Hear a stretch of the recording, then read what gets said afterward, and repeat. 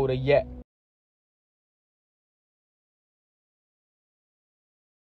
जयपुर के क्लार्क सामेर में आयोजित PHDCI राजस्थान कोल्ड चेन शिखर सम्मेलन में आज जारी PHDCI और ग्रीन रेजुलेशन फाउंडेशन की रिपोर्ट के अनुसार भारतीय कोल्ड चेन उद्योग का मूल्य 2024 तक 37 बिलियन अमेरिकी डॉलर तक पहुंचने का अनुमान है।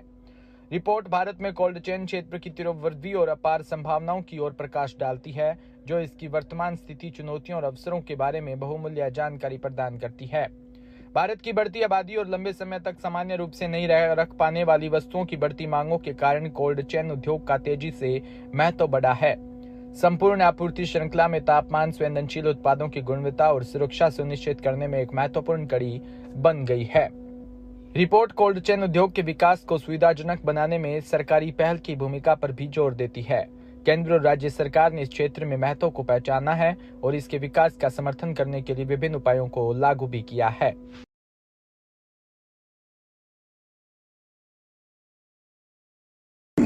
मॉफिट के साथ में जो सेंट्रल गवर्नमेंट की फूड प्रोसेसिंग इंडस्ट्री, उसके अलावा एपिडा जो कि एग्रीकल्चर प्रोड्यूस को एक्सपोर्ट करती है, उसको देखती है, वो है, प्लस कोल्ड चेन डेवलपमेंट जिसकी जो सेंट्रल की मिनिस्ट्री है उसने, हमने ये समिट वारी के साथ में मिलकर किया है जो कि स्पॉन्सर है हमारे।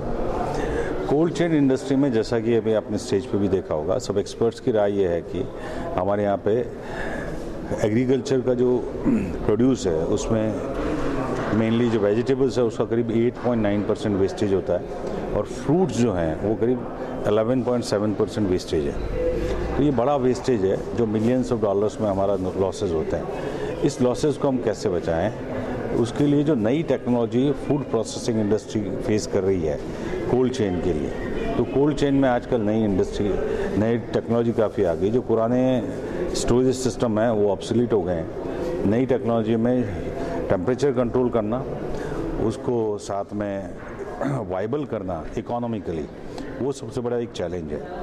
तो जो हमारे सस्टेनेबल रिसोर्सेज ऑफ एनर्जी हैं उनको हम साथ में उसके क्लब करें। ह्यूमिडिटी को हम कैसे मेंटेन करेंगे। उसके अलावा जैसे आप अदरक को या लहसुन को स्टोरेज करते हैं तो लहसुन से नाइट्रोजन निकलती है, उसके अलावा कार्बन डाइऑक्साइड निकलती है। तो उस टेम्परेचर को हमको, उस एनवायरनमेंट को कंट्रोल करना होता है। तो वो आजकल वो टेक्नोलॉजी जब तक आपके पास नहीं होगी, आप पेरिशेबल गुड्स को नहीं कर सकते। जब तक आप पेरिशेबल गुड्स को नहीं करेंगे आपको वैल्यू एडिशन नहीं मिलेगा। 365 डेज आपको आज की तारीख में हर होटल में, हर घर में सभी तरह का फूड खाया जाता है। तो उसके लिए आपको 365 डेज आपको सभी तरह के मसाले, सब्जियां उपलब्ध करानी होती है। तो वो आपको जब भी वैल्यू एडिशन मिलेगा जब आपके पास उन्नत टेक्नोलॉजी होगी, सभी तरह की पेरिशेबल गुड्स को आप बचा पाएंगे और सारी सब्जियां और मसाले उपलब्ध करवा पाएंगे। तो दो तरह की टेक्नोलॉजी है इसमें। एक तो आप ड्राई आइटम्स को सेव करते हैं, उसको क्वालिटी मेंटेन करते हैं, और दूसरी है वेट आइटम्स को, जो सब सब्जियां हैं, फ्रूट्स है, उसको। तो सभी इस चीज़ पे सारे एक्सपर्ट आए हैं, वो अपनी बात कह रहे हैं और इंडिया में बहुत बड़ा गैप बताया जाता है। उस गैप को कैसे मीट आउट करें और उसको इकोनॉमिकली कैसे सस्टेन करें, हमारा सारा प्रयास उसी पे। PhD चैम्बर हमेशा इंडस्ट्री और गवर्नमेंट दोनों के साथ रहा है और पॉलिसी एडवोकेसी हमारा मैटर है और हम उसी के लिए काम कर रहे हैं। इंडिया की जो हमारे प्राइम मिनिस्टर साहब का मोटिव है 5 ट्रिलियन इकोनॉमी कैसे हो, उसमें ये सेक्टर बहुत बड़ा योगदान करेगा और एक्सपोर्ट्स की भी बहुत संभावना है। तो उसको हम ध्यान में रखते हुए इस तरह का आयोजन कर रहे हैं। धन्यवाद। मैं Digvijay Dhabariya, chairman Rajasthan PhD chamber of commerce Rajasthan unit. सरकार की तरफ से इसके ऊपर बहुत ही फोकस है कोल्ड चेन को आगे बढ़ाने के लिए, और हम NCCD की तरफ से, जो भारत सरकार की एक थिंक टैंक है जो कोल्ड चेन को हिंदुस्तान में बढ़ावा दे रही है, इंडिया में बढ़ावा दे रही है, भारत में बढ़ावा दे रही है, तो इसको बढ़ावा देने के लिए हम जितने भी कार्यक्रम होते हैं पूरे इंडिया में उनको सहयोग करते हैं और कोशिश ये करते हैं कि जो अवेयरनेस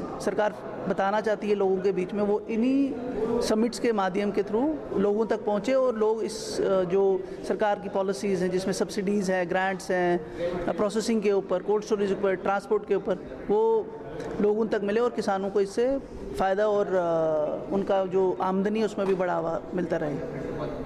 ठीक, आपका नाम रजिए। मेरा नाम आशीष फोतेदार है, मैं chief operating officer national centre for cold chain development, ministry of agriculture, farmer and welfare.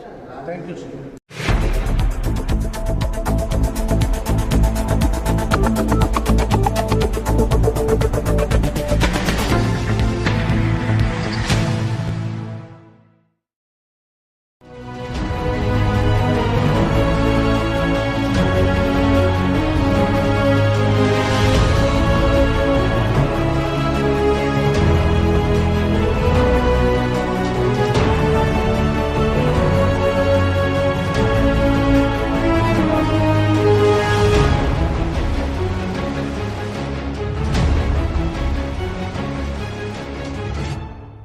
DPK news, तेवर वही, अंदाज नया।